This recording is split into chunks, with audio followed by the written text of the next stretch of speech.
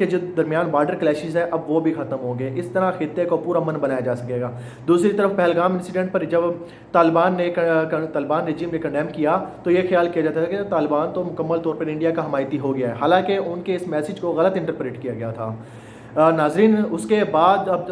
یہ diplomatic ties اس وقت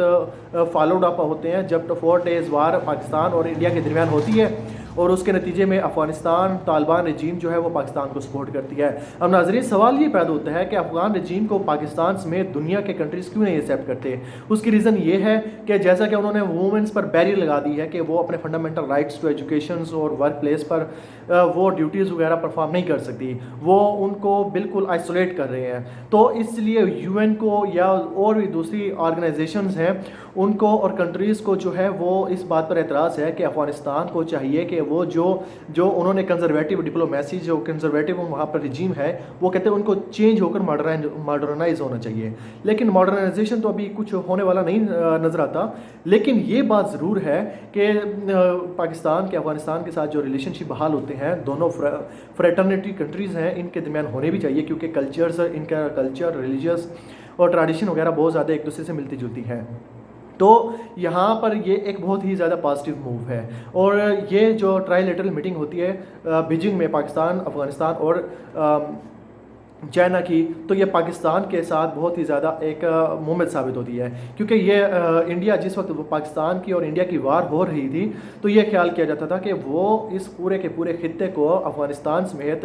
وار میں ایک بڑے لیول پر وار میں جو ہے وہ گھسیٹ دیں گے، ڈریگ کر لیں گے. لیکن پھر ایسا نہ ہوا، کیونکہ ظاہر سی بات ہے دوسرے کنٹریز ہیں جنہوں نے ابھی تک ڈپلومیٹک ریلیشن شپ ہائی لیول پر اتنے زیادہ بحال نہیں کیے، لیکن انڈیا سے پہلے افغانستان کے ڈپلومیٹک ریلیشن شپ تو چائنا کے ساتھ تھے نا. تو چائنا نے تو اپنی ڈپلومیسی کے ذریعے وار کو بھی ختم ہونے میں مدد کی ہے. ٹھیک ہے، امریکہ نے نیگوشیٹ کیا ہے، انہوں نے میڈیشن کا رول کیا ہے، لیکن پاکستان کے ساتھ ریلیشن شپ کو بلڈ کرنے میں چائنا کا رول ہے، جس نے نہ صرف انڈیا کی فارن پالیسی کو فیل کیا بلکہ پاکستان کی فارن پالیسی کو بھی کامیاب کیا ہے. اب پاکستان کو بھی چاہیے کہ اس ٹائز کو مزید اسٹرانگ کرے، کچھ اسٹریٹجیز، کچھ کوہیرنس وغیرہ اس میں انکلوڈ کرے، اچھی پالیسیز وغیرہ انوالو کرے، تاکہ یہ جو ڈپلومیٹک ٹائز جو ہائی لیول پر ہونے جا رہا ہے وہ شارٹ ٹرم نہ ہو، کیونکہ شارٹ ٹرم کا فائدہ نہیں ہوتا، لانگ ٹرم ہوگا تو اس طرح دونوں کنٹریز بلکہ ایک پیسفل خطہ ثابت ہوگا. اسی کے ساتھ اب ہماری جو اس وقت کی گورنمنٹ ہے اور ہماری فورسز ہیں، نو ڈاؤٹ کہ انہوں نے انہوں نے انڈیا کے خلاف وار میں سگنیفیکنٹ رول پلے کیا اور اس طرح پاکستان کو ایک وننگ اسٹیٹ ڈکلیئر کیا ہے. لیکن اب ظاہر سی بات ہے کوئی بھی ایونٹ آتا ہے تو وہ کیا کہتے ہیں کہ وار وننگ ٹرمفزم میں لگے ہوئے ہیں، تو ان کو چاہیے کہ اس اوور ٹرمفزم کو اب تھوڑا سا کنٹرول کر لے، تھوڑا سا کم کرے، اور موجودہ چیلنجز اور آنے والے چیلنجز کو ٹیکل کرنے کے لیے کچھ اسٹریٹجیز، کچھ ڈپلومیسی، کچھ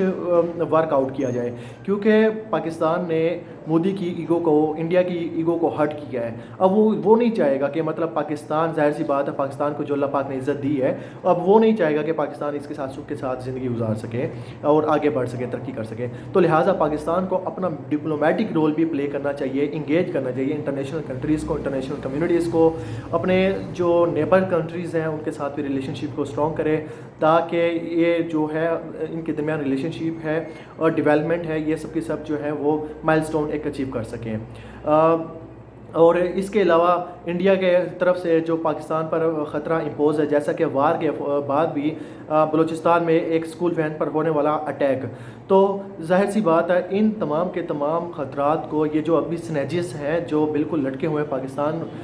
پاکستان کے آنے والے دنوں میں، پاکستان کی ڈپلومیسی کے لیے، پاکستان کی گورنمنٹ کے لیے، پاکستان کی فورسز کے لیے، ان سب کو ٹیکل کیا جائے، اوور کم کیا جائے، تبھی یہ سب کچھ ایک پازیٹیو اور سگنیفیکنٹ ثابت ہوگی. آج کے لیے اتنا ہی.